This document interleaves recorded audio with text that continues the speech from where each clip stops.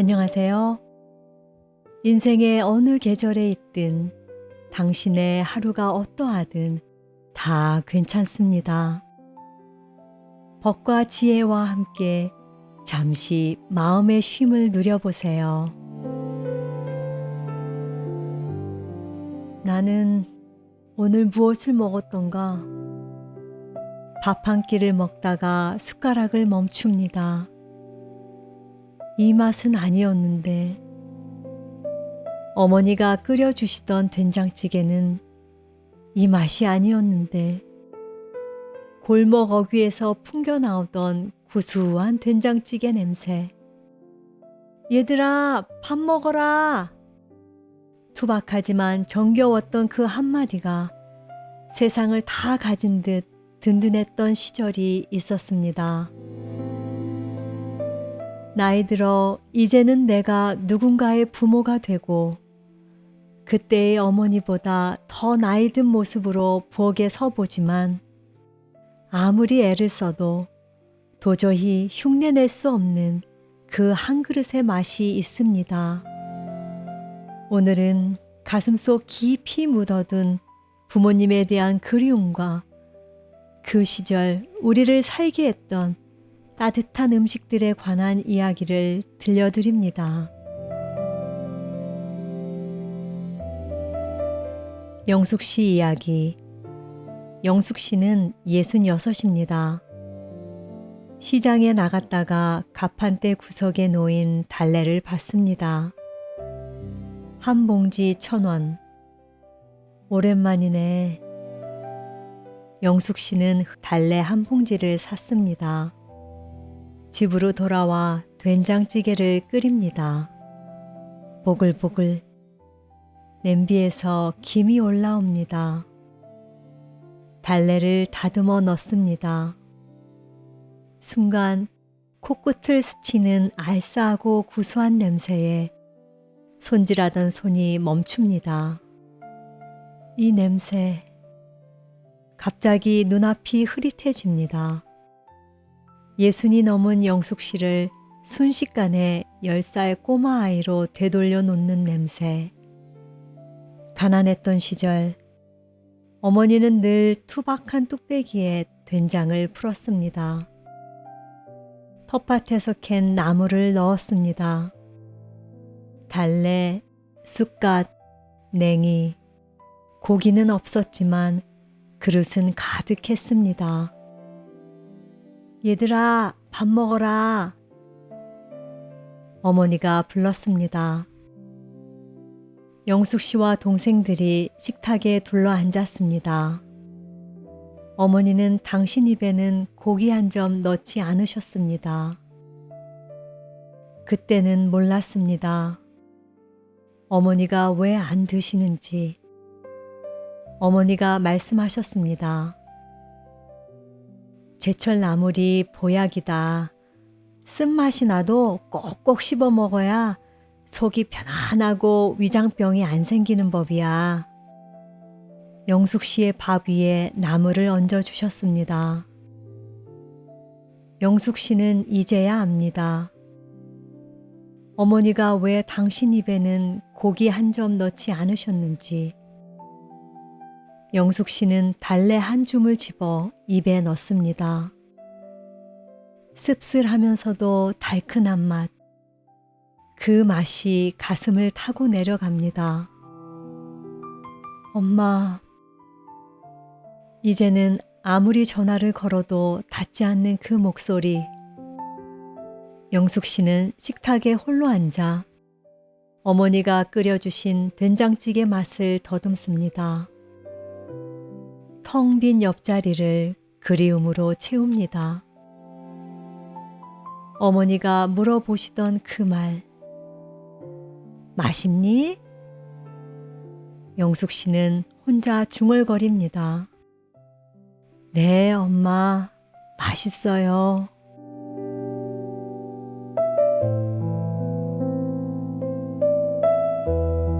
진수 씨 이야기. 진수 씨는 69입니다. 비가 추적추적 내립니다. 창밖을 봅니다. 빗소리를 듣습니다. 문득 돌아가신 아버지가 생각납니다. 비 오는 날이면 늘 그랬습니다. 진수 씨가 어렸을 때 아버지는 엄격했습니다. 말수가 적었습니다. 웃는 모습을 본 적이 거의 없었습니다.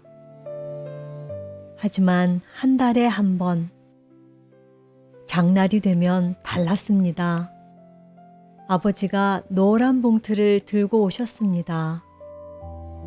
통닭. 얘들아, 장 봐왔다. 아버지의 목소리가 조금 부드러워졌습니다. 식구들이 둘러 앉았습니다. 어머니가 통닭을 뜯었습니다. 기름진 거 너무 많이 먹지 마라. 애 먹다 체하겠어요. 어머니가 아버지에게 핀잔을 주셨습니다. 하지만 아버지는 제일 큰 다리를 떼어 어린 진수 씨의 밥그릇에 툭 던져주셨습니다. 아무 말 없이. 그때는 몰랐습니다. 그 다리 하나가 아버지의 무거운 어깨이자 말로 다 하지 못한 사랑이었다는 것을.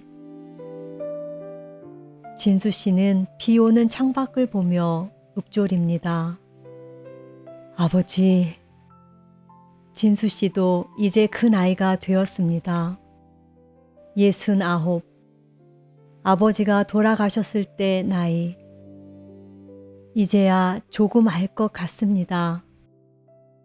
아버지가 얼마나 외로우셨을지, 아버지가 얼마나 가족을 지키고 싶으셨을지.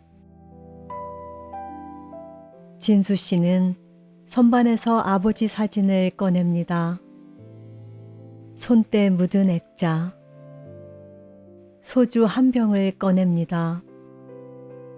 잔을 2개 놓습니다. 하나는 아버지 앞에, 하나는 자신 앞에. 따릅니다. 아버지, 한잔하세요. 진수 씨는 소주를 마십니다. 쓰고 맵습니다. 하지만 목으로 넘어갑니다. 비록 몸은 곁에 없지만 아버지가 주신 그 든든한 마음은 진수 씨의 생에 여전히 깊은 뿌리로 남아 있습니다. 아버지, 저 잘 살고 있어요.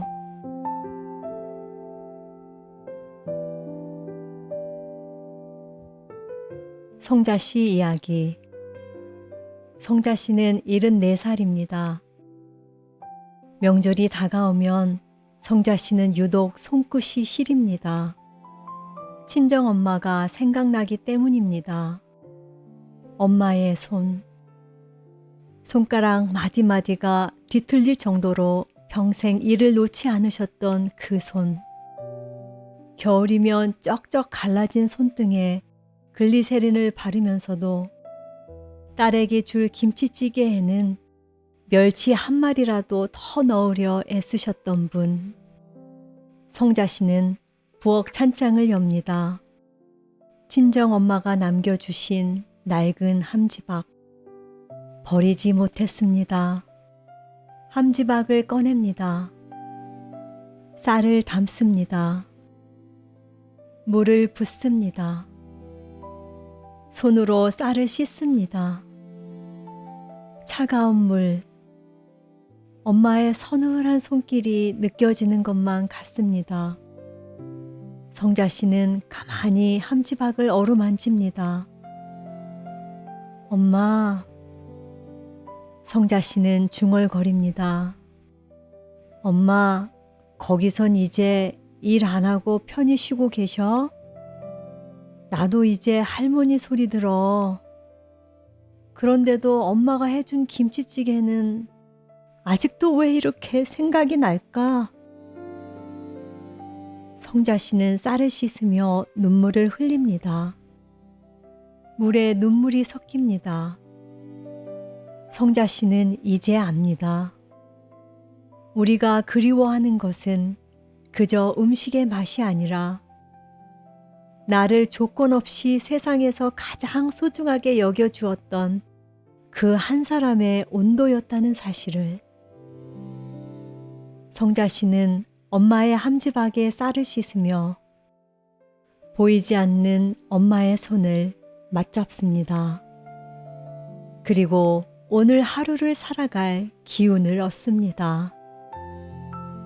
엄마, 고마워요.